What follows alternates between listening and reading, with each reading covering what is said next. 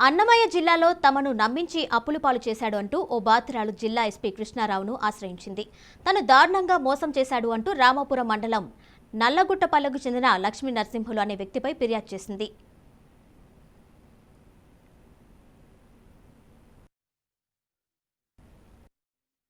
బాధితురాలు కవిత, ఆమె భర్త దేవేంద్ర మదనపల్లిలో కిరాణా షాప్తో పాటు హోటల్ పెట్టుకుని జీవనం సాగిస్తున్నారు. అయితే తన భర్తకు తెలియకుండా లక్ష్మీ నరసింహులు తన దగ్గర డబ్బులు తీసుకుని అవసరాలకు వాడుకుంటూ మళ్లీ చెల్లిస్తూ ఉండేవాడని కవిత తెలిపింది. అంతేకాదు తనకు బ్యాంకులో అకౌంట్ ఓపెన్ చేయించి తానే లావాదేవీలు జరుపుతున్నాడని చెప్పింది.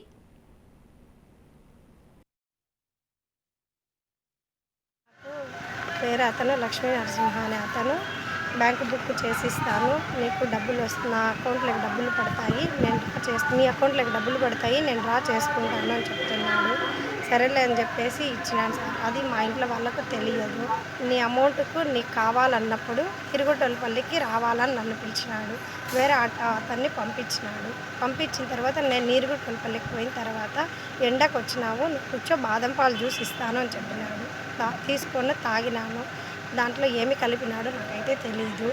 దాని తర్వాత వచ్చి నన్ను